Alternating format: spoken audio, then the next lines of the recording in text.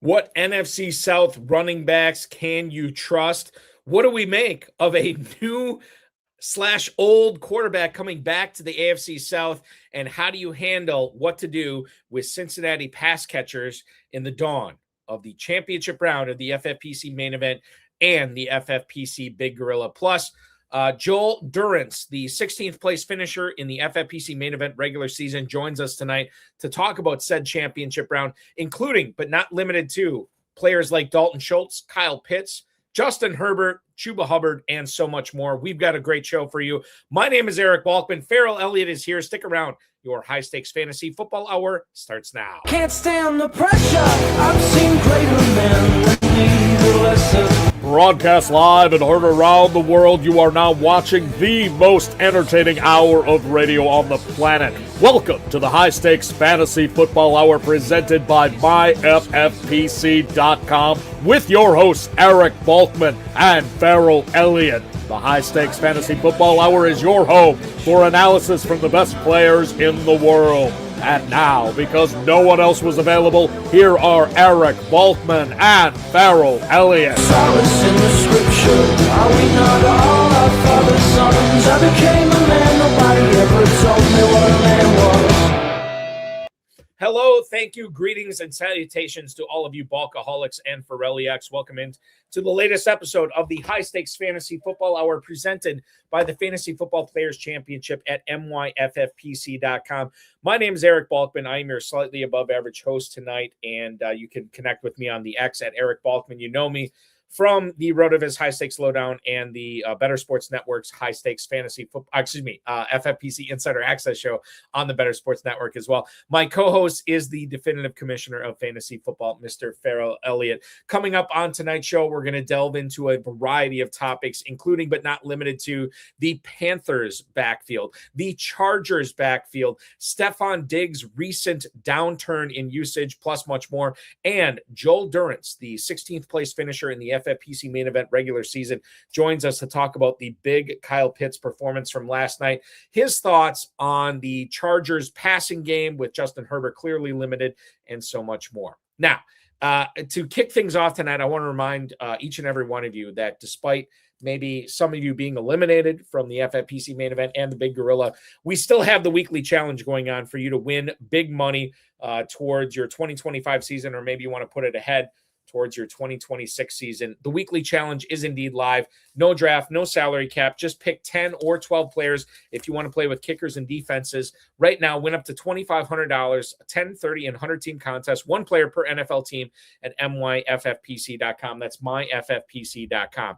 If that format sounds familiar, it should, because it is the exact same format that we utilize for the world-famous FFPC Playoff Challenge, which is also live right now at myffpc.com.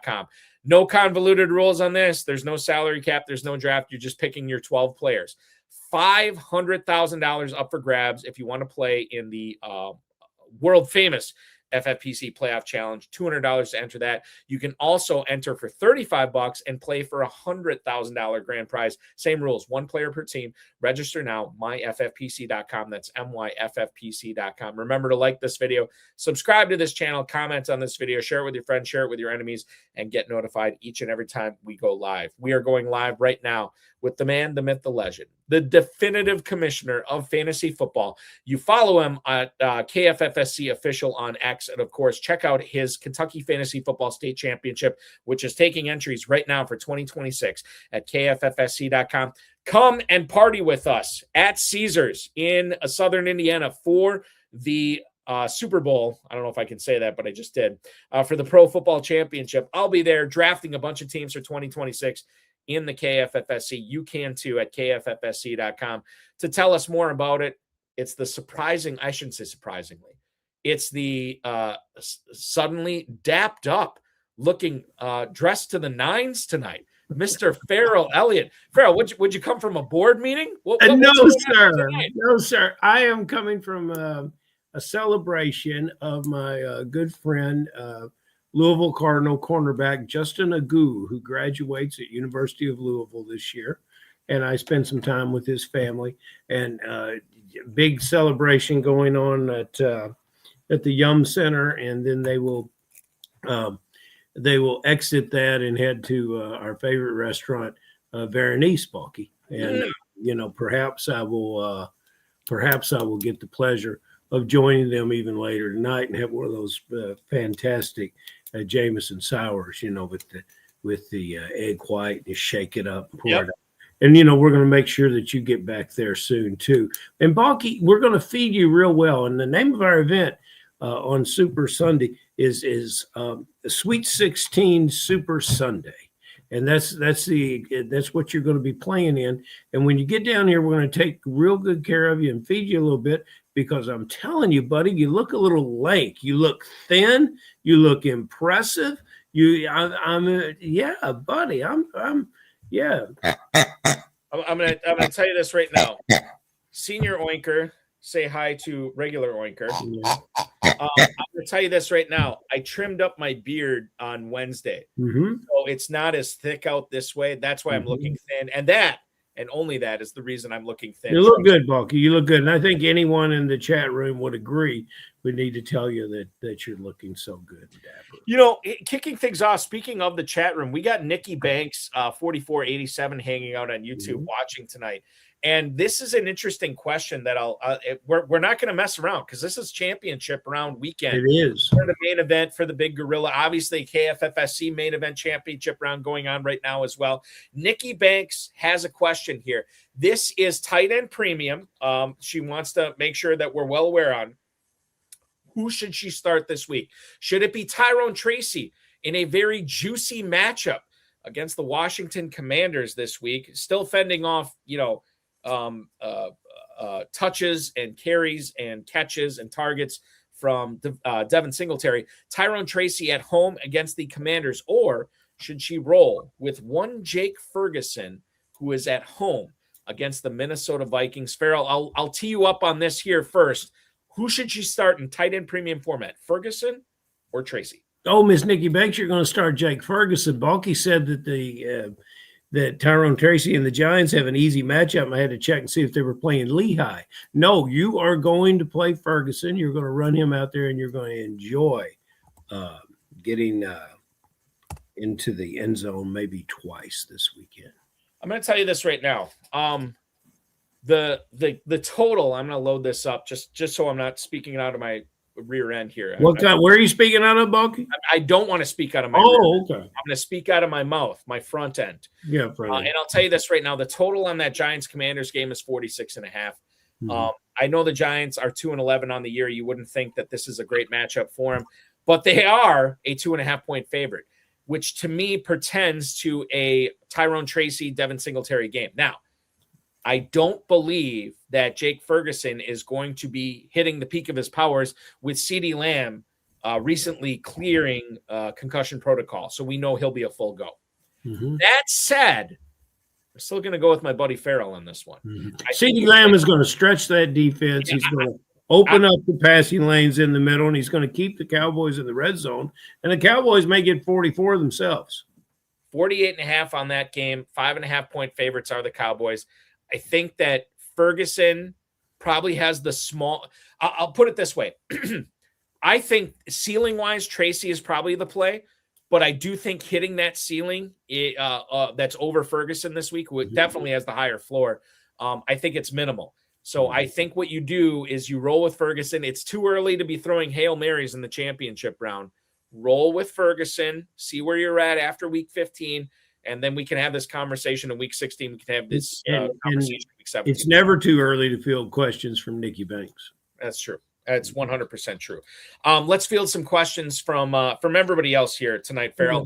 And I'm going to lead things off with one Alvin Kamara here. And this isn't necessarily an Alvin Kamara question. This is more of a Devin Neal thing. So I'm going to get into this right now.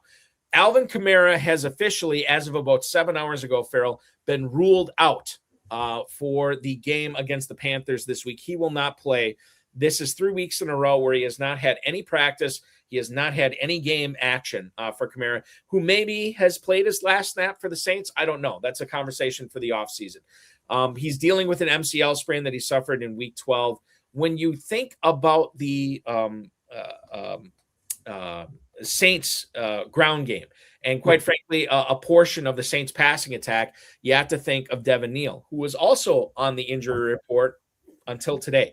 He is now not on the final injury report. He is going to be leading this ground game attack for the Saints against the Panthers.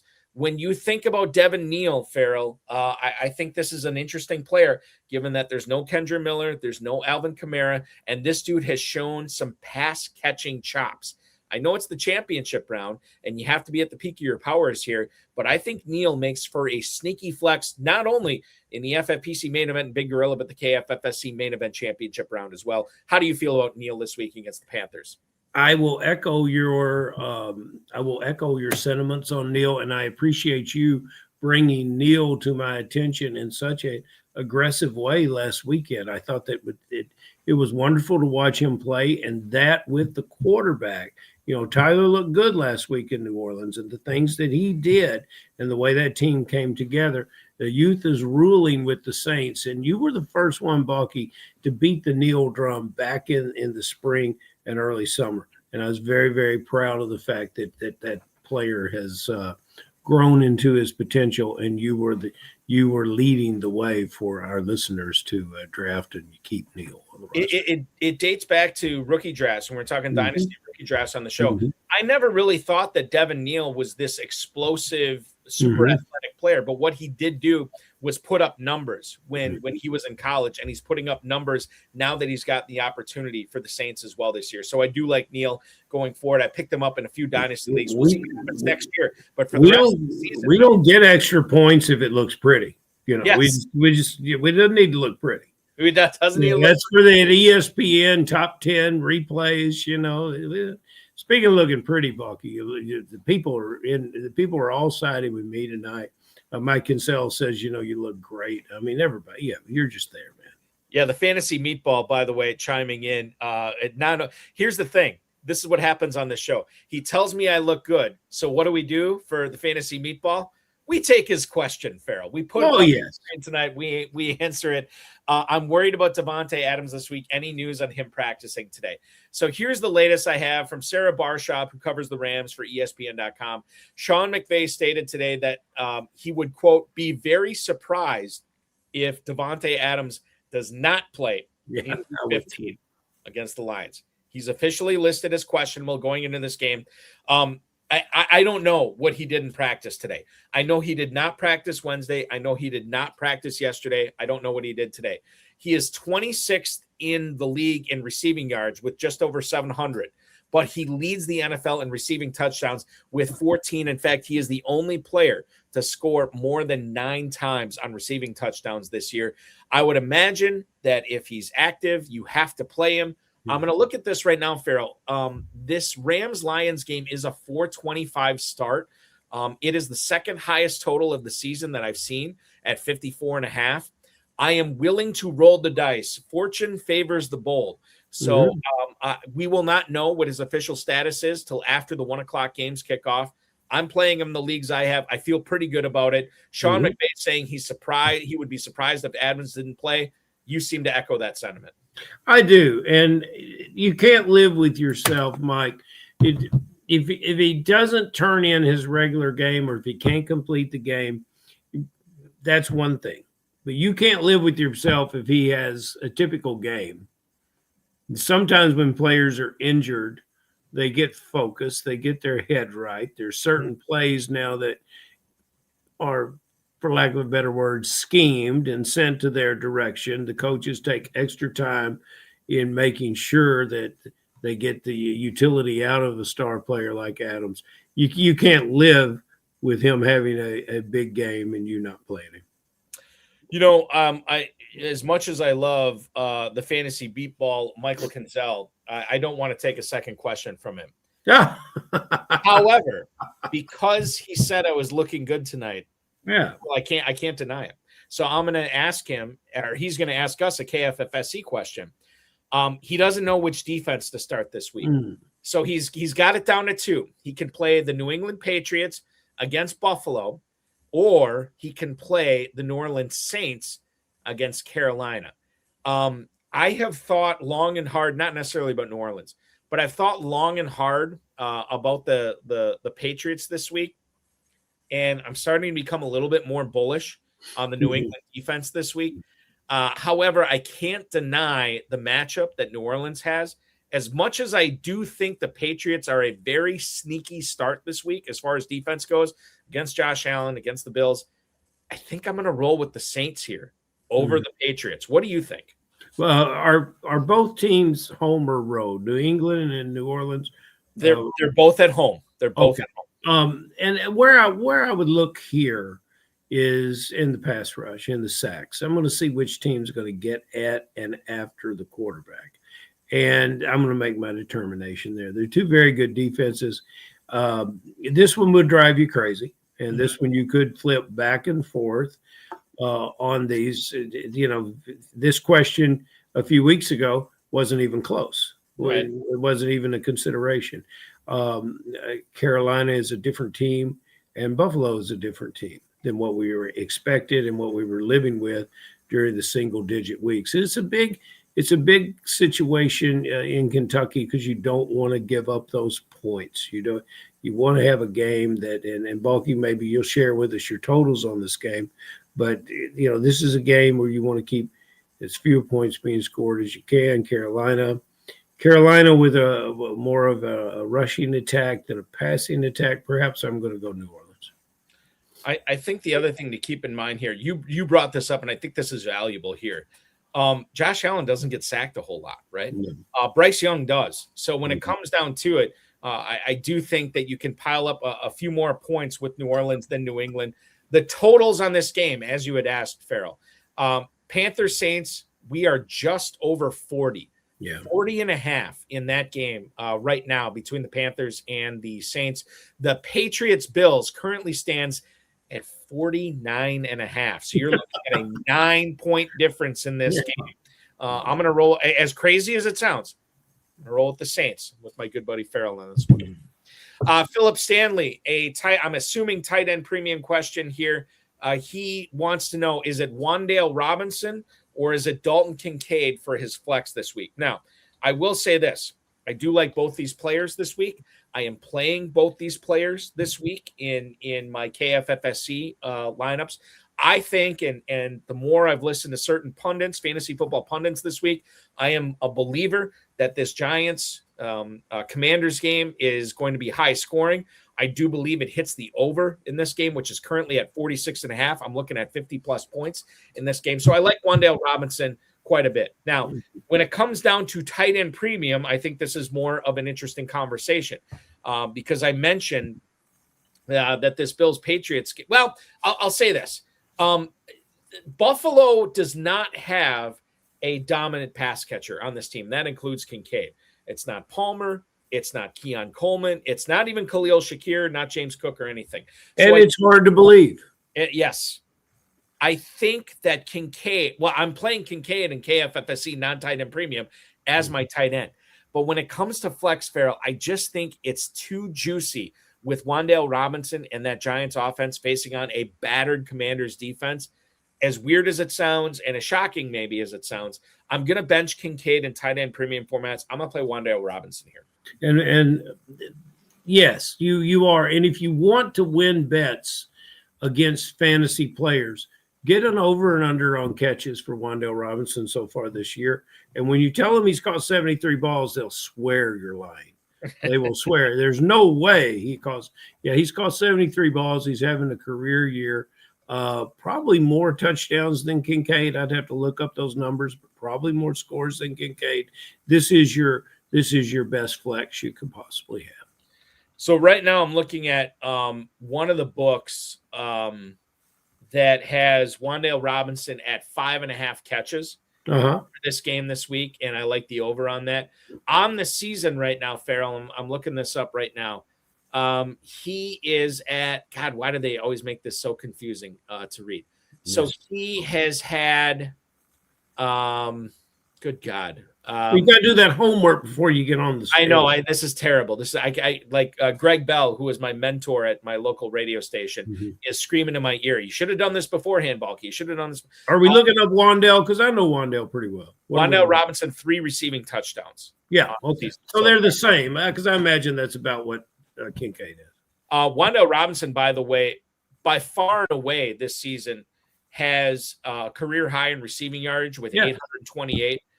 He's got 3 games to go, so he should hit 1,000 fairly easily on the season. And Balky, where did he go to college? Remind the listeners. He went to the University of Kentucky. He is a Wildcat. Yes, absolutely, 100%. Dalton Kincaid on the season, as far as touchdowns go, he has gotten 5 this year, so he's a couple ahead of Wandale Robinson, probably in limited time, but that's not really where Wandale Robinson's bread is buttered. He is the PPR scam who has turned into a downfield threat that he was at UK. Now he is once again that in the pros as well. So there you go.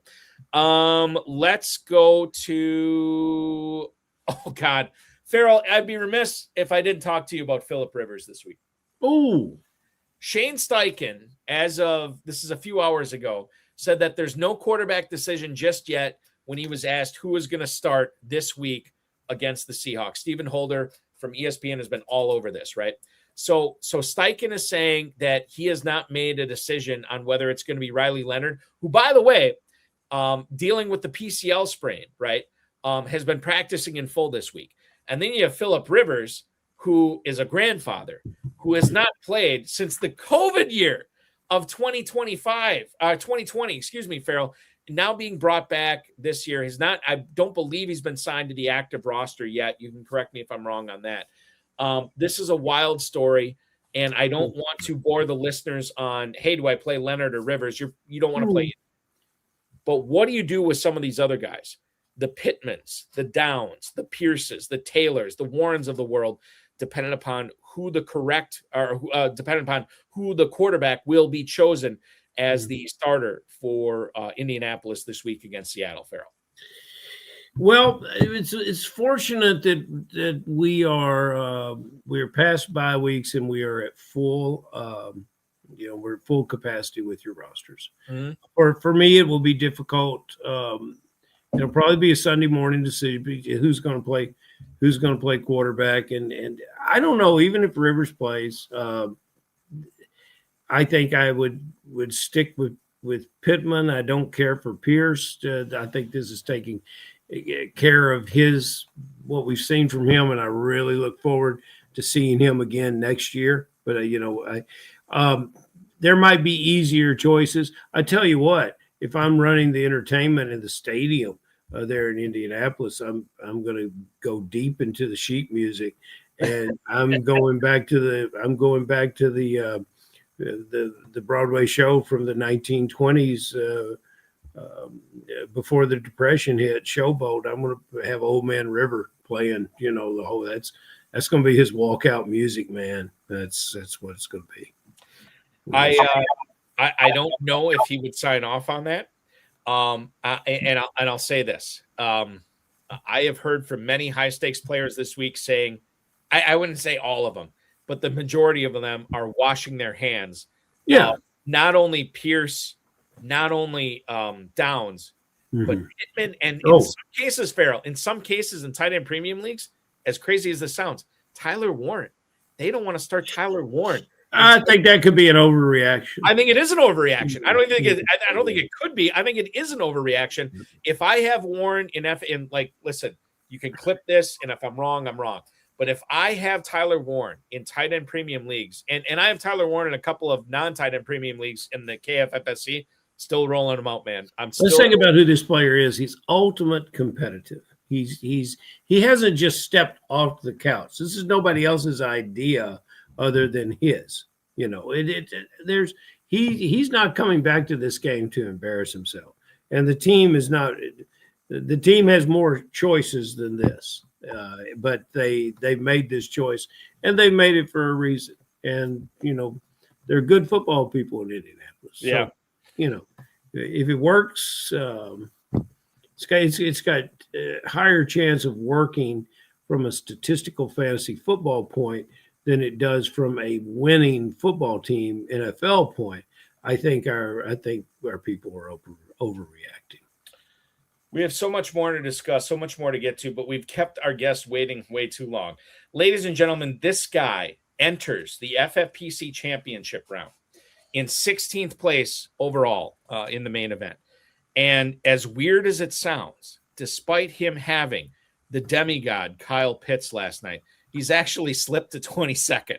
But that was his only guy. There's some people that had Bijan Robinson and Kyle Pitts. There were some people that had Kyle Pitts and Chase McLaughlin, Kyle Pitts and Baker Mayfield. So I don't want to make it seem like, it's going all wrong for this guy's team. He's in a really good spot. And we're going to talk about Kyle Pitts. We're going to talk about so much more with him.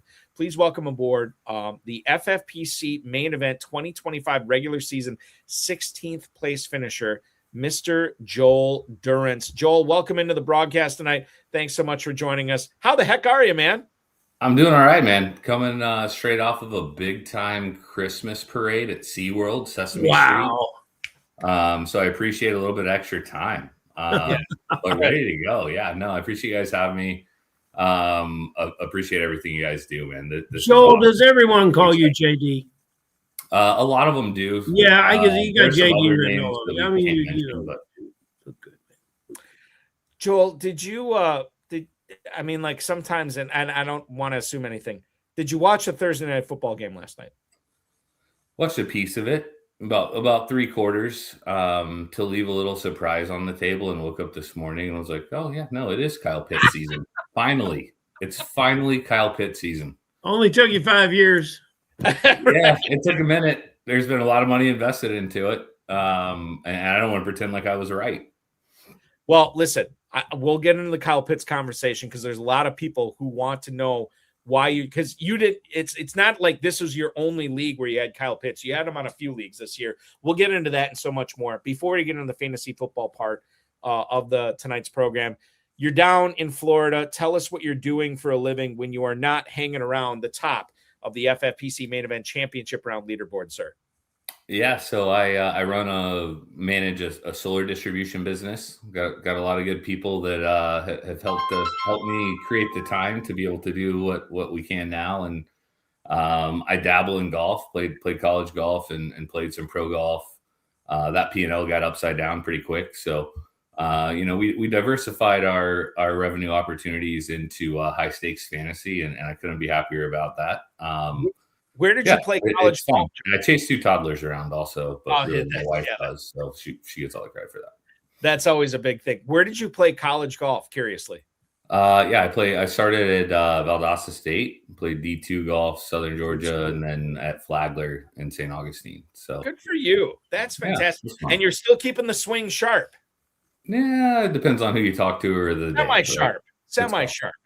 Yeah. You know what's wild is I live in Northeast Wisconsin, and up until I would say about a month or so ago, everybody was still outside golfing, and then we had like the week before Thanksgiving, or maybe 2 weeks before Thanksgiving. Now everybody's in the simulators. Everybody is in the indoor golf and trying to keep that swing sharp before we can finally open up the courses again in like March or April. It boggles my mind because my uncle lives in Northern California, and he tells me how he golfs year round there. And I'm like, God, what's that like? Where you can just golf year round. We live in Wisconsin, which is, and quite frankly, in Wisconsin, the winter here is the best 9 months of the year. We love it, but we just can't golf year round. So it is what it is. I'm glad you're getting your swings in down there. And in between swings, you're taking a chunk out of fantasy players' hopes and dreams by hanging out at the top of the leaderboard. We have so much fantasy football to talk with you about tonight. I'll let Ferrell lead things off. Yeah, Boba, now we've been looking into your roster, Mr. Joel. And we saw an interesting player, one Minnesota Viking, Jordan Addison. Now, I think the dynasty players should listen up because I like this player, despite not 40 receptions yet. It's weird when I look at his games. Because I've tried to play him once or twice during the year. But when he doesn't have catch and yardage, he helps you out with a touchdown. That seems to be when he gets his touchdowns. And then other games, he has catches and yards. He reminds me statistically a little bit of our pal from Baltimore Flowers. Your thoughts on this player? And I remind people he's either 23. I think maybe he's 23 years old. Is now that you're at a full roster, does Addison stay in your active roster? And if so, what are your expectations of him? Yeah, And great question, right? Who might you be playing ahead of him? One of the things I love about him, and it's all situational, right? So in the FFPC championship round, it's how do you differentiate? How do you capitalize on upside? He owns the route tree. He can run routes all over the field. Mm-hmm. He's got KOC coordinating the offense, which I think, data shows that he's been elite over the years. Quarterback's still a little bit of a question. But at the end of the day, when we look at these contests, it's all about contest selection and situational understanding. Mm-hmm. And for me, that's a way to differentiate at this point in time, where this guy, he can get open against just about any type of coverage. He can run routes all over the field. He's got Justin Jefferson drawing coverage. Right. So it's a way to differentiate and a way to capitalize on some of that upside. And I think a lot of times it's, hey, ride who got you there. And in this case, one of the things I've learned is how do we find that upside that we can capitalize on and differentiate and have some roster turnover week to week, even in the championship rounds. And so you really think we're going to see him have his better games here towards the end of the season? I think it's possible, right? I'm not saying that that's necessarily like, hey, this guy's going to be a top 15 guy through the end of the year.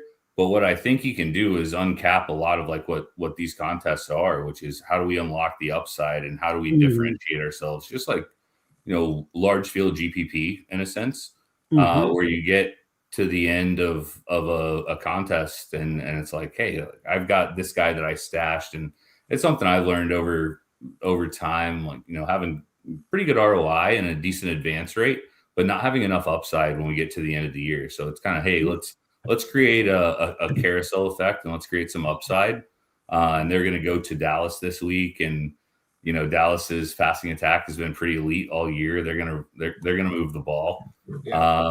I'm willing to bet on that upside versus in my lineup of Deebo Samuel, who we kind of know what that floor ceiling combo looks like. I'd rather take the high ceiling of Jordan Addison in a situation like this. I like that. And, we were talking about Wan'Dale Robinson earlier, 73 catches versus 37. You flip the numbers for this player here, and we roll back to August, and which one of these guys would you think have the higher number? And, but I think Addison can get that. And maybe you get a 2-touchdown game against Dallas. How sweet would that be? It'll be nice. It'll be lovely. And a lot of this, is that's why we get to talk about it all the time. It's speculation, and that's what makes it fun, right? It makes it great. Flip side of the coin in Minnesota here, Joel. Justin Jefferson. I know that there are, if you were able to get a Justin Jefferson team into the championship round, number one, kudos to you. Number two, and I heard the guys on the Fantasy Empire podcast talking about this, former guests of the show, Matt Modica, Dan Williamson, you have Nelson Sousa on that show, Chris Vaccaro, of course, as well. And they were talking about how excited they were about getting these Jefferson teams through. And I think, like, on the surface, I'm like kind of depressed about it, right? But then I think about it, like, you got to beat out hundreds of other teams. And if you have that sort of joker card in Justin Jefferson, I think you got to be a little excited about seeing what he can do, given his proclivity to crushing fantasy football players' dreams and not only crushing their dreams, like players who don't have them, but players who do have them, like making their dreams real. We've seen him do it before. We maybe not necessarily see him touch the peak of his powers with JJ McCarthy, but if you have him in the championship round, I think it's very intriguing. I don't know if I feel great about it, but it's very intriguing. Yeah, again, down to contest selection, it depends on what you're playing in. Like, ultimately, you should be excited if you've made it to this point and you have Justin Jefferson, and that's a no-brainer. You play Justin Jefferson, you ride with Justin Jefferson, you bet on talent, you bet on scheme, you bet on positive regression, right? at the end of the day, I mean, that if you did get there, you should be excited. And that's the reality of it. And there are several players that are, in that bucket this year. And when you get there, I think that's really what should drive some of the excitement. And I think that's part of the draft process too, right? Where you want to bet on some of these guys who may not have, a lot of short-term upside, but at the end of the day, all the money is in the back of a lot of this stuff that we do, right? Especially with, with FFPC, it's how do you find a way to get yourself into a position to win? And then how do you supplement that with short-term, viability so that you can get there. But that's kind of it. And that's the equation. I think you learn that over time. Initially, it's difficult because it's like, hey, how do I find a way to win the regular season and do that? And as you kind of start to progress through it, it's, hey, all it is it's upside 15 to 17. And how do you find a way to get there? At the end of the day, if you're looking for like the ultimate upside on ROI. See, Balky, that's why you need to play golf. All of this is going through his head when he's playing golf. That's when he's thinking all this stuff. Mm-hmm. And you then, the first three, you just got to shoot 63, right? That's it. Yeah, well, how sweet it would be. I want to bring this up here too. We have Max Fire Fantasy Report. Max Fire. You're definitely starting Justin Jefferson at this point. There's not much you can do, but the real question would be Jordan Addison, who we just talked about with you, Joel. Mm-hmm. When you look at your main event team that is in 16th place coming into this week, is Jordan Addison the toughest start sit, and Addison, by the way, I believe he got taken off the injury report today. He's a full go against that Cowboys pass defense, which has been very fungible, very easy to score points on. When you consider Addison into this equation, is that the toughest start-sit decision you're facing this week? Or perhaps is there somebody else that you've been losing sleep over more so than the Addison call? Yeah, with two toddlers, it's hard for me to lose any more sleep. But the reality is, like, that's an Addison, Schultz, Keenan Allen conversation for me, right? And I've been a huge Keenan Allen supporter forever, and that's kind of part of finding value. I feel like he's a guy that's been undervalued for a really long time, and was part of the upside in this team, frankly, when we drafted him. But at the end of the day, it's Addison for the upside. Schultz and Keenan Allen, the matchup for Schultz is unique this week, in my opinion, where the Houston defense is playing so well. They're playing Arizona, and it's like, are they going to get into a game script where he's going to get a ton of targets? I don't think they're looking to air it out really, right? And, Keenan Allen historically has been really, really good in the division against the Chiefs. But also it's a win or go home game for the Chiefs at the end of the day. And I'm going to bet on the Chiefs. I don't think there's going to be a ton of volume. Also with Herbert a little bit limited, they're going to try to get it out quicker. They're going to probably force it to Maureen Hampton quite a bit with him healthy. I'd imagine that's part of the game plan. But at the end of the day, I want upside at this time of year, and Jordan Addison is where I'm going to go with that. Okay, well, I'm not going to let you off the hook on Schultz though, because Schultz to me is had the quietest comeback season of the year, and you said something very special there. Is that his certain matchups? Now, I played him out of necessity. I can't say I made any big choice, but I played him against Seattle. He caught a lot of passes. I played him against Jacksonville, a lot of passes and a touchdown. I noticed while he was sitting on my roster that during late September and mid-October, he caught 5 passes a game. He's over 60 catches this year, not much in the end zone. Every time I'm watching red zone or any kind of game, he appears not to make the tough catch, but he's making enough catches. Schultz how have you utilized him this year? Are these 62 catches real numbers, or are they just dump downs and little basics? The quarterback just sort of giving up on the play and hitting him as he remains open and stands there. What is Dalton Schultz this year? Yeah, I love this question. And maybe I'll divulge a little bit too much perhaps here, but one of the things I love in the FFPC format with tight end premium is the ability to supplement weeks where things get really difficult, right? And you start to look at those guys that are proven entities, and you can understand the matchups, especially after a little bit of a sample size. You get into weeks 4, 5, 6, you start to see kind of the game plan for the year and the way that the coaches are moving pieces around. So he's really important in those weeks where it's like, hey, I've got a whole bunch of bye weeks. Generally I avoid bye weeks, or I don't put any sort of weight in the bye weeks when I'm drafting, right? And then we get to a point where it's like, how do I find that 14, 15, 16 points that I need to continue to just move forward? And in tight end premium, you find guys like this. You find vets that we know what their route tree is. We know how they play against certain coverages. We know, if there's an injury here, an injury there, they're a trusted resource for that team. And that's kind of what Dalton Schultz is for me, where it's like, hey, there are these spot plays for me that like he's perfect. Well, is it Joe King comes up and says he could be this or he could be that, and he hasn't been that low except maybe once, and he hasn't been that high all year, but he's been steady and consistent. And in the spirit of what Joe is saying, what are the identifiers that make you think Schultz would either be a play or not be a play this weekend? Help us all with that. Should we play him? Yeah. So it's certain coverage types. Mainly, honestly, it's a necessity, right? You have those guys on your team, and it's like, hey, I structured this roster because this week, I know I'm going to need a spot play. And then theoretically, you have 2 or 3 guys that are in that same bucket.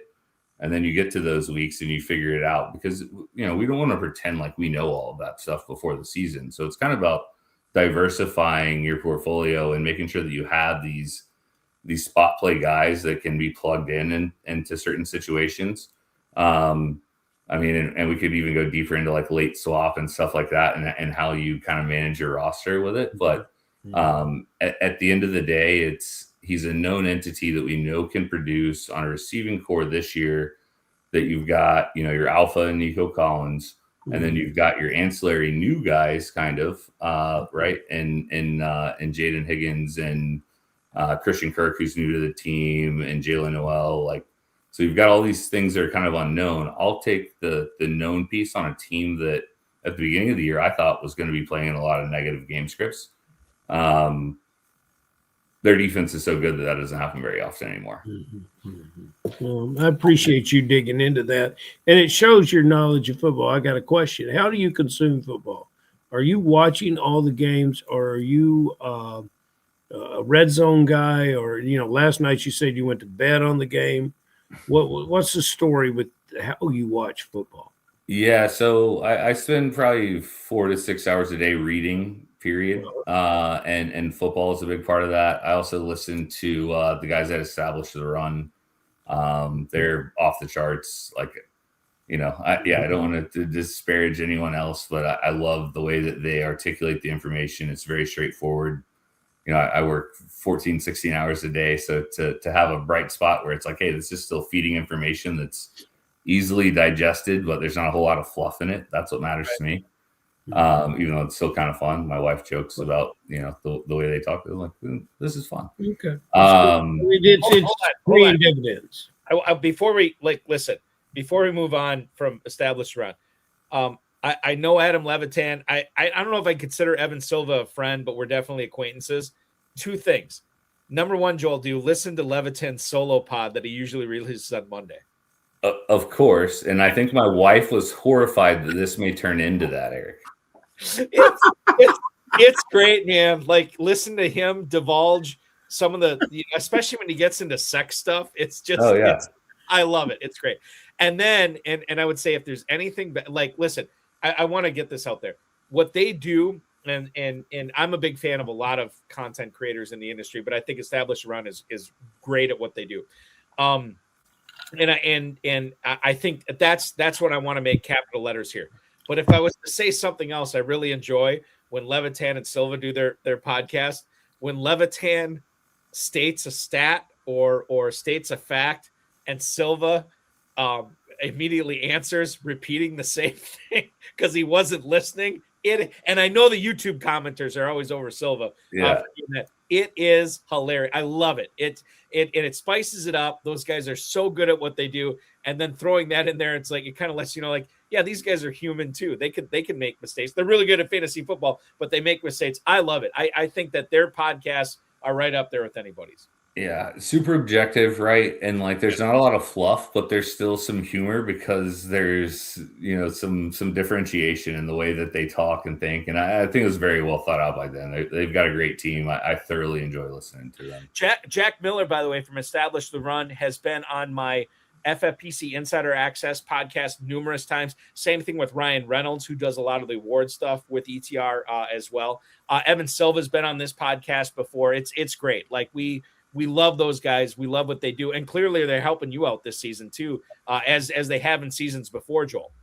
Yeah, it's the only reason why I can do what I do and still be able to do all of the other stuff. Running a business and chasing toddlers around again. Like, I probably only deserve like maybe 10%. I'm gonna call you and figure out how you manage a 30-hour day. Really. Right. I need I'm those trying to extra figure it out. hours myself, but It's not great. I mean, I have a good time, that's but what that's that's a lot of good part. people around me. That's how you Like, do it right there. You just I have told a lot of everybody how to do it. friends too that talk enough shit that I assume I can say that on here, right? Probably That talk can't, enough. but it's okay. You did. It's Talk enough that Yes. I have to work hard to make sure that I continue to beat them. Shout out O-Town Clowns, but yeah. Go ahead. Yeah. We've had a home league for 14 years, 15 years now. They've won. Everybody else has won about 66%. So they're doing all right. I'm going to preface this next question for Joel Ferrell by one of the Kentucky Dynasty leagues I'm in. This Kentucky Dynasty league I'm in, I won the whole thing last year. And by whole thing, I mean, yes, I won a 12-team league. This year, I looked at the live scoring after the game last night. Not only did I have Bijan Robinson, not only did I have Kyle Pitts, but I already had a healthy lead on the other 5 teams I was chasing in the playoffs, right? So I'm thinking like, I'm going to repeat as champ. Mhm. And then I looked at a little bit closer. It's the non-playoff teams I was chasing. I did not make the playoffs in that league. I think the defending champ. Part of the reason was because I had Cam Scadaboo and Malik Neighbors hit IR early. I also had Brian Thomas not doing what he was doing last year. I did miss the playoffs by 1 game. I'm not complaining about that. It looks like I have like 170 or 180 point lead in the consolation locked up. So whatever it is. No trophy for you, Buck. Yeah, no trophy in that league. Now, Joel, here's what I want to ask you. You talked about how you kind of dipped in a little bit in that Thursday night game. This Kyle Pitts thing, man, absolutely crazy town banana pants. He goes 50 plus points. And we were talking about this in the FFPC Slack last night with a bunch of us looking at this. And our co-founder, Alex Kaganowski, said it's going to be tough to make up those 50 points if you don't have Kyle Pitts. Well, you don't have to do that because you had Kyle Pitts and you had him starting. Now, you dipped a little bit in the standings, but that was the only guy you had going. So when you consider Kyle Pitts in this FFPC championship round and the players still have him, this is a huge advantage. Mm-hmm. I want to know why not only did you have him on this league, but you had him on several leagues. Why were you in on Kyle Pitts this season, my friend? Yes, several things. One, opportunity cost for Kyle Pitts this year when we're talking about upside again, right? Like, ADP floating around like 9, 10, 11, even in tight end premium leagues. I'm in Central Florida, right? I grew up spending a lot of Saturdays in Gainesville watching Florida football, and I know what kind of athlete he is. And the knee injury, I'll say I'm no scout, right? But slowed him down a touch. But at the end of the day, he's a wide receiver in a tight end body, and I think in Arthur Smith's scheme, he didn't really fit it right previously. So it's like, hey, here's some upside in the second year in a different scheme. I didn't expect him to be quite as good as everybody else did. So I'm thinking they're going to throw the ball a fair amount. But he's got a ton of upside, and Drake London's really the only dominant pass catcher on the team. Mm-hmm. And Darnell Mooney has shown glimpses here and there. but he came into the season injured. He's been unable to stay healthy, really. I'm still a believer in Darnell Mooney. Let's not get too far away from that. Listening to the guys on the team is what drives that, right? Like that's a psychological thing where you hear some of the guys on the team talk about Darnell Mooney and say, hey, that's the guy that's going to break out. I think those are important things to consider rather than just data and scheme and talking head stuff, right? Listening to the people on the team, I think, is really important to me. And it's what drives a lot of what I do in business. But at the end of the day, it was that plus a little bit of Central Florida bias, and Kyle Pitts it's Kyle Pitts season, That's it. Yeah. It was doubling down, tripling down. Some of it was silly where it's like, at this cost, I'm back in on Kyle Pitts, right? I think we would be remiss not to credit some of Pitt's prolific scoring and pass catching last night to his quarterback, because some of those balls were, the special delivery to Pitts. I haven't seen him, that was some of the most catchable passes I've seen in a long time, and he caught them, and it was fun to watch. Speaking of establish the run, John Daigle was on FFPC Insider Access with me last night, and we were talking about Kirk Cousins. And I kind of asked him just kind of offhandedly. I'm like, I'm not saying for like single quarterback leagues here, John, but Kirk Cousins and Superflex. And he's kind of like, well, it is what it is with Cousins. However, and then he brought up how Cousins has torched the Buccaneers in the last couple of years that he's played against them. And I'm like, God, maybe there is something there in regards to this. And sure enough, Cousins ends up torching the Buccaneers. Torching the Buccaneers once again, 300 plus passing yards. He beats them, had the multiple touchdowns. Obviously, Kyle Pitts catches 3 of them too last night. And if you're saying like, oh God, Daigle knows the stuff, I'm going to tell you this right now, and I probably shouldn't be telling you this. I should tell you to watch the rebroadcast on the Better Sports Network or the FFPC socials. He said as a not a throwaway, but as a super deep sicko tight end play in Week 15, Jeremy Ruckert for the New York Jets said, I like that. Yeah. Given the matchup and given how Mason Taylor's out, there's a lot to like about Jeremy Ruckert this week. We'll leave it at that. And if you want more insight into that, FFPC YouTube, Better Sports Network YouTube, FFPC socials, you can get all that there. Okay, moving on.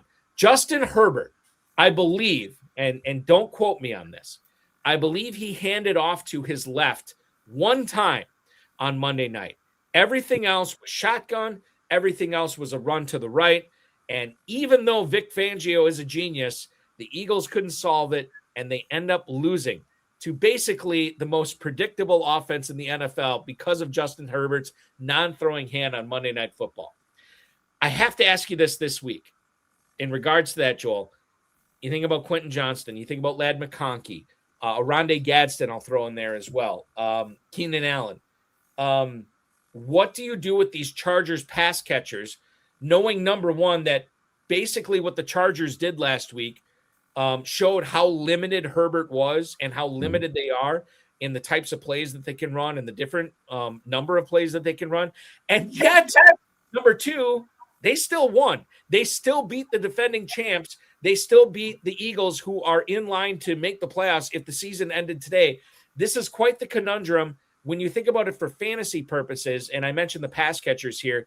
What are you doing differently because of Herbert's hand in the first week of the championship round in Week 15? And if you don't have those guys, what would you recommend the FFPC players who do have those guys doing with those guys in their starting lineups? Yeah, so first off, with a Harbaugh-led offense at the beginning of the year, I don't want to invest a lot of draft capital in the wide receivers, right? Ladd McConkey, I think, had a ton of upside. He closed the year strong, limited options on the outside for them at the end of the year. And then you see Quentin Johnston come out early this year and really perform. As far as I'm concerned now, when Jim Harbaugh thinks that he has the best offense on paper, he is going to run the ball. And with Amarian Hampton coming back, they're going to continue. And Kamani Vidal has shown that he's viable at least, right? So they're going to continue to pound the rock. And at the end of the day, like if I'm going to invest in pass catchers there, I want to find a unique play. It's going to be Gadsden. It's going to be Keenan Allen. It's not going to be your downfield threats.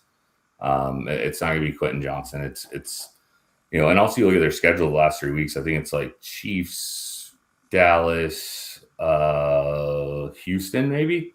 not super desirable, other than the fact that they are going to have to throw it a little bit. But none of those, Dallas in week 16, I think, we can throw on them, obviously, but I would be very leery of Chargers pass catchers aside from Gadsden or Keenan Allen and in certain spots. But we don't know, and I'm the biggest Keenan Allen fan in the world, and that's a derivative of finding value over the years. It hasn't been super flashy. But one of the funny things is like, now this is kind of his time to shine, and how much does he have left in the tank? He came out high. He's one of the best route runners as far as I'm concerned in the history of football, and there should be opportunity for him. If I'm betting on a Chargers pass catcher, it's Keenan Allen. Okay, I can love that. Hey, who you betting on in the Panthers backfield? The future NFC South champions, Carolina Panthers. And if 14th round Rico Dowdle, we said it all through August on this show. Take Rico Dowdle. I got him in Las Vegas 14th round. How sweet it was when I got to use him. And I kind of expected that. I expected him to win the job over Chuba Hubbard. Now, what are you going to do this weekend? You got 2 running backs there, just like out in the Chargers. You had no running backs. Now you got 2 running backs. What are you going to do with these 2 players? You're going to play one of them? You're going to bench them both? What's on your mind? Situation is murky. I certainly favor Dowdle over Hubbard all day, every day. I've been a Dowdle fan since ETR hashtag preseason. Like Dowdle was a preseason stud for a long time, and we've seen him last year take the job in Dallas. This year, be able to come in and really be an asset for Carolina. Do I think he's an every down back that can carry it 20 to 25 times a game? Probably not. But they're in contention here. They can get into the playoffs, and I think it's important to them to kind of push this. And I don't have an issue with Chuba Hubbard by any sense, but I do think Dowdle's the better back. And at this point, knowing that he's limited in maybe his volume, the coaching staff has kind of kept him on ice a touch to be able to shove volume his way on the closing stretch. So I would go with Rico Dowdle. I'm not saying that you should bench Chuba Hubbard in every league, but I'm taking Dowdle. It depends on what your options are, right? It's still very situational. And I have that situation right in one league where it's Dowdle versus like Woody Marks. That one's pretty simple for me. I think it's Woody Marks all day. Yeah. But there are some that get really like maybe Dowdle versus like Gainwell could get weird or something like that, right? I do think there are some spots where there could be a decision to be made. But at the end of the day, I trust Dowdle, and I think the staff trusts Dowdle when it comes down to it. Good point. So the other thing here too is I want to bring this up. This is from I believe Michael Kinsell, right? That I'm looking at here. Yeah. The meatball, yeah, fantasy meatball. Nothing more aggravating than Kenneth Walker and Zach Charbonnet split. Who's the 1A? And we'll just formulate this question for you, Joel, in the form of just week 15 and only week 15 here. Obviously, both these guys are at home against the Colts this week. If you can only pick one, I reluctantly pick Kenneth Walker, but as JJ Zacharyson would say, you have to consider the range of outcomes. There's probably, 35, 40 outcomes out of 100 where Charbonnet is the right play. Is that the way you see it as well? Would you be playing between these two? If you could only pick one this week, is it Kenneth Walker? Yeah, it's Kenneth Walker, and it's completely dependent on the Daniel Jones injury last week. Right, like if I feel like that offense is going to run smoothly and they're not trotting out 44-year-old Phillip Rivers, who I love, by the way, and rode for years and years, and I think he's a great dude. It's going to be difficult to get him. He knows the offense, but to me that's would be a really, really difficult one if Daniel Jones was still there. But assuming, I think the Seahawks are a really good football team on both sides of the ball, and assuming they're playing in a positive game script, Kenneth Walker is the play.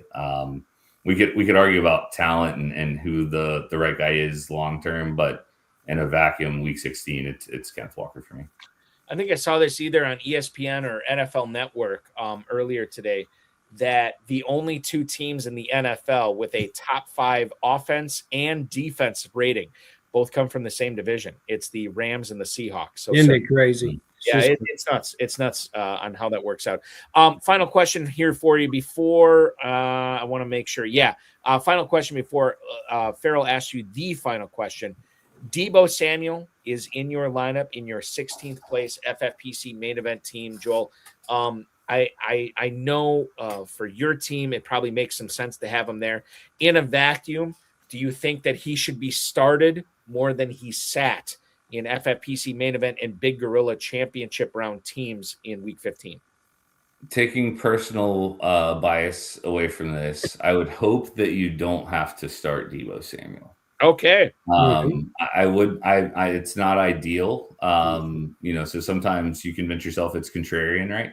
But it's one of those spots where you look at your options, and that's also I think it's a 4 o'clock start, right? Is that a later game? Yeah. The Commanders do play, I believe, at 4:20. I'm going to verify this. Ferrell, can you verify this right now? I believe that to be correct. Okay, there you go. I think but it's not verified. That's kind of a late swap scenario for me where I take it back. Okay, hold on. Sorry to interrupt. The Commanders and Giants do indeed kick off at 1 p.m. That's 1 o'clock game, Balky. That's what I said. As Ferrell said, yes.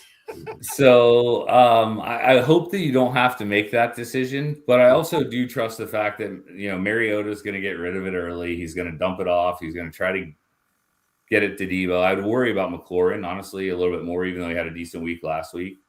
We know that we're playing a soft secondary there, but that game could go a million different directions. Yeah. So my suggestion would be, if you need variance and you need upside, he is a play that has some of that, even though it hasn't shown through the year. Historically, we know he has upside. We won't get into the pre-training camp. How fit is he? I'm not going to say Fat Deebo. Whoops. Yeah, no, I will say Fat Deebo. Yeah, Fat Deebo was a huge conversation on this show. We talked about it a ton. We talked about an absolute ton. And it honestly, it changed the way people drafted. Be it Jaden Daniels, or be it Zach Ertz, be it Terry McLaurin. Like the Fat Deebo changed the way we drafted. Rightly or wrongly, he was definitely involved in that. No question for you, Joel, that Jaden Daniels throwing to him this week would make him a much more palatable start, or is that not a huge differentiator at this point, given Mariota's performance that we've seen so far? It would be much more ideal if it was Jaden Daniels out there. He just creates so much more opportunity, and they can move him around a little bit more. He can do more at the line of scrimmage as far as calling plays goes. Like, it just changes the whole offense. Okay. Yeah, but I love some of these quarterbacks. I would, we're sitting around there in the hallway at the live drafting. Do you come to the live drafting? I haven't. I was supposed to be there 2 years ago, and fortunately, the birth of my son kept me away. So that's why I was at Sesame Street tonight. But I'll be out there next year, and you better be there, Joe. Got a trade show out there like the week after. I'll just come hang out for a week. Just real quick, when is your son's birthday? Just curious. Yeah, it is September 15th. All right, my kid was in Las Vegas, and I had to fly home for the birth of my kid. He was born the 9th.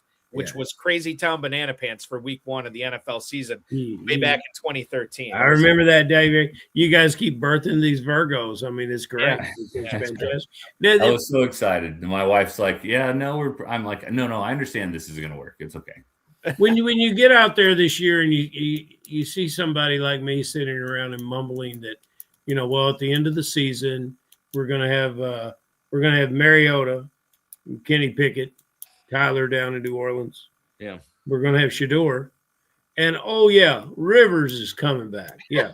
You didn't think, that guy went to the dispensary and spent way too long over there. I want you to give us a sleeper, because I got a sleeper. And I'm going to challenge you, because I think my sleeper is going to be better than yours. But but you might match me. You might have the same guy. So I want you to give, everybody is, there's waiver wires in the ancillaries that are still open. I want you to give a guy that could be out there in the waiver wire. Everybody says, there's nothing left on the wire. I don't think that's right. I want you to give us a guy that, because I know you're a deep thinker in this regard. And then I want you to tell us about a guy, last week's guest called J.J. Jefferson. Wasn't that correct? He said, "Don't play Jefferson." Is that correct, Balky? Yeah. And that was fantastic. So who's a guy that everybody will want to start, but you'll be wise enough not to, Joel? So that's what I got to know. Yeah, that's a fun one. Again, it's pretty situational. I'd say keep Justin Jefferson up this week. You're going back with Jefferson. Like we've already kind of talked about that. Okay, but who are you going down with? I see you trying to wiggle off the hook with the question, so we're going to go back to the question. For guys that cost a lot of draft capital, and I'm saying, hey, not this week. Like Ladd McConkey would be at the top of the list. Like, Ladd McConkey this week. It was just bad last week. It's going to be bad again this week. Okay. I'm going to trust in the Chiefs. I'm going to trust in Spagnuolo. Yeah, just stay off Ladd and McConkey this week. And so who's a sleeper? The sleeper, it's changed with the injury last week, but Harold Fannin Jr. is an obvious play. That's not a sleeper. Right. Like, so sleeper, maybe Devon Vele. Might be able to play in New Orleans. I've loved the talent there. And if we want to go like real deep, Pat Bryant in Denver. Okay. If he plays, if he plays, that's more of a long-term bet on talent. I agree with you 100%. And I like him a lot. I trust Sean Payton in his draft history and process. I think that's a guy, and you could obviously kind of argue with Mims saying, hey, he traded up, and that was the first guy he drafted when he was in Denver. But Mims has showed flashes. I think Sean Payton's the best situational coach in football. My sleeper that I'm going to put your two guys up against, I'm going to let you play two guys against mine. All my sleeper is wide receiver, Cincinnati Bengals, Mitchell Tinsley. This is a player that I always love. I love it. He was at Western Kentucky University. That's how I became aware of him. And I said, there's no way in the NIL world that he's going to stay at Western Kentucky University. He went to Penn State. He came into the league. He essentially was undrafted. And it just goes to show you the kind of talent that can be available that's not drafted. He spends a year wasting away on the practice squad at Washington, but I think it made him a better player. And he left immediately for Cincinnati. Now, here's a guy that, so you spent the year on the practice squad at Washington, and there was a lot of conversation coming out of Cincinnati in the spring, and he makes the decision to sign a futures deal with the Cincinnati Bengals. You talk about a guy betting on yourself with that receiver core. So I kind of like this guy's moxie, and now it's my understanding that Higgins is not to play this weekend. Nope. I think Tinsley and I love the way this player catches the ball. And in that Atlanta game last night, you saw a player, Sills for Atlanta, had much difficulty catching the ball, and this guy makes it look easy. So that's who I'm throwing out there against your two sleepers. I love that. And I think also that's a bet on talent identification by Joe Burrow. Mm-hmm. And I trust Joe Burrow to identify talent and get the ball to the right spot. I think he is elite as far as scheme and getting the ball to the right person. But I tell you what, we got some guys in the chat room that are coming up with some very good names too. I'm going to get to those names in a second. I want to you mentioned David Sills, Ferrell, talking about last night's game. This is why I may be a racist. Okay, I'm going to bring this up right now. I'm outing myself as a racist. Every time David Sills caught a pass last night for the Falcons, and I saw his jersey number. What was his jersey number? 85, 86, something like that? 87? I thought it was 67. Was it 87? It was 87. Perfect. Yeah, it was 87. And every time I saw him catch a pass, I'm like, white wide receiver for Atlanta, that's Brian Finneran right there. Every time he caught it, I'm like, that is Brian Finneran. I had to look it up. Brian Finneran did not wear 87 for the Falcons, but that's who I thought of every single time that Sills caught that pass. Now, moving on here. I don't think that qualifies you as a racist, JD. Okay, well, maybe I'm not a racist. I think of like white wide receivers for Atlanta. You're good. We're going to give you a pass on that. Yeah, it's like saying Scotty Miller catches all the balls for the Bucs. It's okay. All right. Yeah. Well, I'm glad I'm absolved. Thank you, guys. I appreciate that. All right. So we talk about other sleepers this week for week 15.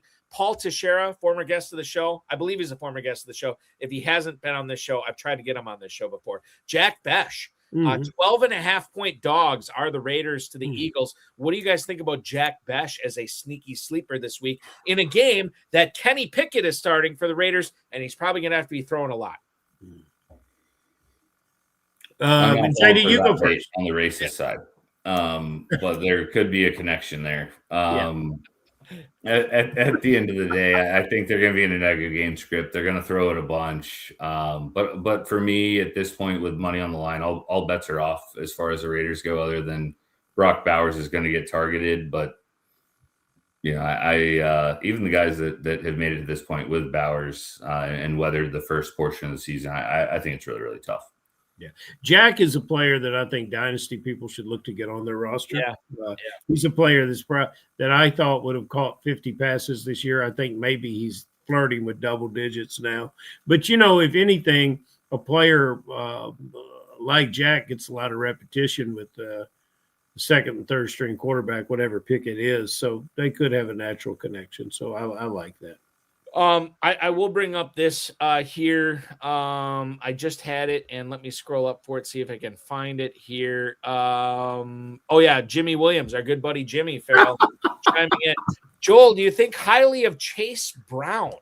Brown, and I'll just preface this too. Samaje Perine is healthy; he's getting back involved again. I think if you have Brown in the sprint, you got to play him. But you don't have to necessarily think the world of him at this point for the remainder of the season. How do you feel about him, Joel? Yeah, I love Chase Brown through the end of the year. Bringing Joe Burrow back changes the entire dynamic of the offense. In my opinion, he's a top 2 or 3 quarterback in the league. I think he's as good as it gets. He gets them into the right play at the line of scrimmage, which I think is a lost art these days. And can really move things around, understands coverage. And you could see it in that first game back against Baltimore, right? The guy really understands football. Zach Taylor kind of gives him the keys to the kingdom. And for that reason, I mean, talent-wise, Chase Brown has already proven kind of what he is, right? Like he can get it done. And they can stretch it on the outside. They've got good, they've invested a ton of money on the offensive side, which is a different conversation as far as how to invest money these days. But I love the offense, and Chase Brown's gonna have plenty of room to work in a full throttle Joe Burrow offense. What about this, Joel? Rob Phillips choosing between DeAndre Swift, Tyler Warren, and Brenton Strange for tight end premium, obviously Big Gorilla flex spot. What's the right call for the sprint? And this is obviously week 15 that we're talking about here too. This is not like I got to make one of these guys my call the rest of the way. So in week 15, you have DeAndre Swift, who is at home against the Cleveland Browns. You have Tyler Warren, who is catching passes, possibly from Phillip Rivers at Seattle. And who's the other one in this? I flipped it off my screen. Strange. Brenton Strange. Yeah. Brenton Strange, who this week is going to be catching passes from Trevor Lawrence, beg your pardon, at home against the New York Jets. Where do you fall in on this? Who's the right call? Tight end premium format, Strange, Swift, or Warren? Joel, what do you think? So tight end premium against that Browns defense, I'm going to kick Swift out of there right away. Like I don't want to obviously kind of figure into that as well. Might cannibalize a little bit those guys each other. So I'm with you on that. Yeah, and I think Kyle has come in and shown that he deserves touches. I think that's kind of the writing's on the wall there. Ben Johnson's had time with Swift, and if he was the guy, they wouldn't have spent the draft capital, even though it was still a late round pick. Tyler Warren is due for positive regression at the end of the day. He's an elite talent, especially if it's 44-year-old Phillip Rivers. We know what he did with Antonio Gates. Yep. Not to compare Tyler Warren and Antonio Gates yet. Maybe soon. Maybe soon, right? I think Shane Steichen runs a good offense. With Brenton Strange, I said at the beginning of the year I thought he would kind of be Trevor Lawrence's blanket. And it's kind of happened since he's come back from IR. but we're, I'm going to say we, which is a laundry bro thing to take and establish the run term. Yes, exactly. I'm a Jags fan, and hopefully my brother-in-law is listening because he thinks I hate Trevor Lawrence. But at the end of the day, I would go Tyler Warren out of all of this, and I would imagine that would be an unpopular opinion, but that's where I put my money. It's tough on this. I think you make the strong case for the Bears. I think this comes down to Strange or Warren. The fantasy meatball chiming in. Strange versus the Jets is his pick. Swift with the tough matchup against Cleveland. Warren with the shaky quarterback situation.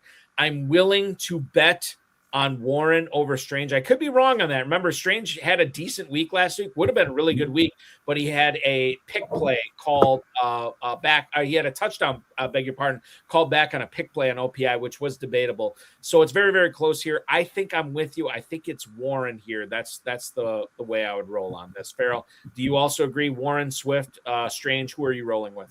I hate to make that decision. But I'm going to go with Swift. He's going to catch 8 balls. Oh, wow, 8 balls. Yeah. My goodness. Swift's going to just catch that's a ton the of case balls. for Swift, right? That's the case for Swift. 3rd and 14, call up Swift on a 5-yard pass. That's what's going to happen. Joel, you have been a gentleman and a scholar tonight, hanging way out. I mean, I'm just realizing the time right now. You have hung out way longer than we thought, probably because you were so entertaining and so informative. I am rooting for you to make a deep run, perhaps winning the $1 million in the FFPC main event. What a great season it's been for you so far. I hope it continues. And if it does, we will definitely have you back on these airwaves to tell us all about how you're spending that $1 million as well. And Joel, we'll have you in Kentucky anytime. Come to Kentucky. Absolutely. Yeah. Short flights from Florida. Come on. Beautiful. I'll be there in May. We'll see you guys. Eric and Ferrell, thank you so much for having me. You guys do an awesome job. Thank you. Yeah, the whole community is in gratitude to you guys. This is awesome. We appreciate it. Joel, best of luck to you the rest of the way. We'll talk again soon. You got it. Thanks, guys. That's Joel Durrance, the 16th place finisher in the FFPC main event regular season, hopping aboard tonight on the show. Are you sure you're pronouncing his last name right? I specifically asked him via email when I was talking with this. Durrance. I thought it was going to be Durrance. And he said, no. It's Durrance, like endurance. So it's Durrance. As Terpolis would say, you got to put a little juice on the end. Yes, well, that's a little bit different. By the way, I watched their show, whatever. I was going to ask you if you saw that. I watched their show, and they were sending out a lot of great love for everyone. Although Stephen G., who did not show up here tonight, announced that he only listens to 2 podcasts, and Balky, it was not ours. Yeah, I know. He's given me so much love on this show that I'm not offended by that at all. But in case you missed it, I gave short shrift on this on Tuesday. The 3 Goombas podcast, which is part of the FFPC podcast network, made its resurgence this past Wednesday. It's sort of an underground. It's an underground podcast. It's an underground kind of thing. It only comes out once in a blue moon. And it came out this past Wednesday. We had our own Aiden LaCorey and Jake Venuti, and then, of course, FFPC player Dave Tripoli all on this. Steve G joined it. Was David Hubbard on that show? I thought he was going to make it appearance. He was in spirit. He was mentioned so often that he was in spirit. All and, Terp, I don't know where Terp is broadcasting from. It's like he's in a witness protection program. I mean, we've got to get him some art on the wall. He has beautiful children, some pictures of his children, something, my God forbid. So if you, in case you missed it, it's on the FFPC YouTube or FFPC Facebook, FFPC X. You can watch it back. The 3 Goombas podcast. It was sort of a regular season recap and a championship round preview. Good stuff from those guys. Okay. Ferrell, I will encourage everybody to go to KFFSC.com. That is KFFSC.com to register for all the Super Sunday events, everything coming up with the KFFSC. I am drafting not 7, not 8, but 9 drafts that weekend. I'm super excited to do it. Very excited to be watching the Super Bowl with all these high-stakes players. It's going to be great. Even the FFPC doesn't have an event like this. KFFSC is your home for high-stakes fantasy football on Super Bowl Sunday, which is going to be great. Can't wait to see you there. Can't wait to hang out. Can't wait to watch that game. And most importantly, Can't wait to kick off my 2026 drafting season with the KFFSC there. It's going to be a lot of fun. Balky, it's a 96-team tournament, and we've got 8 spots left. It's not even Christmas, and we got 8 spots left. So please, everyone that's listening, come on. I'd love to see Jimmy Williams there. I'd love to see. I would love to see Christian and Hicks there. You know, you don't have to play all weekend, just one team. Right, exactly. Hang out, draft the team. We'll talk about it. Whoever shows up, I will learn a lot from you in how to draft my teams in 2026. So I'm very excited for it. Ferrell, this has been a pleasure. Enjoy week 1 of the championship round sprint. Good luck to all your teams as well. And we'll catch you back here next Friday night. See you then, brother. You got it. That's Ferrell Elliott, ladies and gentlemen, the definitive commissioner of fantasy football. That will wrap up our show tonight. I want to thank Joel Durrance, Ferrell Elliott, the FFPC, Rob, Bryce, and of course, each and every one of you for listening, watching, streaming, downloading, however you're consuming this content. Very appreciative of you for doing that. We will be back, as I said, 10 p.m. next week, Friday night, with another great guest. In case you missed the RotoViz High Stakes Lowdown this past Tuesday, I had Alan Martirosyan and Chris Andrus on. They are 52nd place overall in the FFPC main event. They gave their thoughts on lineup decision-making and how to make sure you are maximizing your team's potential and trying to win $1 million grand prize in the main event and the Big Gorilla. That was this past Tuesday. You can watch it back on the socials or listen anywhere you get podcasts. Next week at 10 p.m. Eastern time, we will go live at the RotoViz High Stakes Lowdown as well, so make sure you're checking that out. In case you missed this past Thursday night, last night, Insider Access show on the FFPC Better Sports Network show, I had on Establish the Runs John Daigle. That was a lot of fun. We get that guy on once a year, and he never fails to disappoint. It was so much fun watching the Buccaneers Falcons game with him, and he gave a lot of insights into how you can make sure you are getting the best out of your lineups in your rosters for the championship round and going forward. He is a season-long bro. You can watch that back on any of the FFPC and BSN socials. We will be back this Thursday at 7 p.m. We'll be watching the Rams and Seahawks in the final Thursday night football game of the season, at least that we're broadcasting on. December 25th is the final one, but that's Christmas, and we are not doing a show that week. I'll tell you more about that coming up next week of when we're doing the BSN show on the Better Sports Network socials. Nico Rossler this Thursday from Rotoballer will be my guest co-host on that. Okay. FFPC Weekly Challenge live, myffpc.com.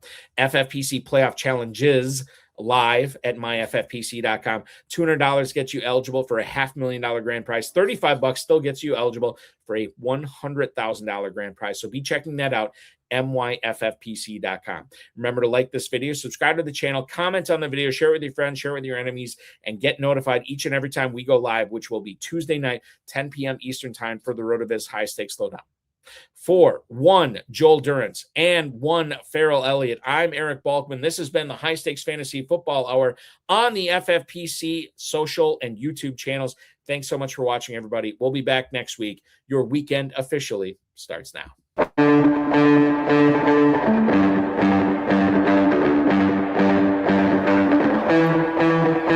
This has been another episode of the High Stakes Fantasy Football Hour presented by myffpc.com. It was broadcast live and was watched around the world. Balky and Ferrell will be back next week with more analysis, more interviews, and more advice from guests much smarter than they are. Thanks for watching, and we'll talk with you again next week. You know, I was bringing this up this time of year. Not everybody can make it to the championship round. Not everybody can have every single one of their teams make it to the championship round. Believe me, I live, eat, and breathe this stuff, and I didn't make it in all my leagues this year. I'm very thankful for what I have in the championship round, and I'm excited to root for those teams.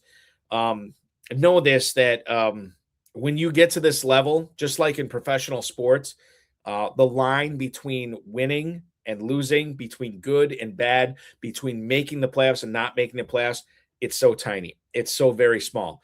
And there have been years where I was like, you know what, it's not worth it. I'm not doing it anymore. And I wanted to give up on fantasy football. And after a month or two, I'm like, That's not the way I want to live my life. I have too much fun playing this. I'm going to be back next year. And then the following year, I had a great year. I have seen some of the best high stakes players in the world just absolutely get slaughtered one year. I'm like, God, are they a fraud? Like, what happened? And then the following year, they come back and just go scorched earth on everybody. I will let everybody know this. If you are not where you are at, where you want to be this year, if you're not where you want to be, trust me, these things can change on a year-to-year basis. And if 2025 wasn't your year, 2026 very well could be. And the road to 2026 is going to be underway here shortly. Thanks so much for watching. We'll give you all the 2026 content you want in just a few short weeks.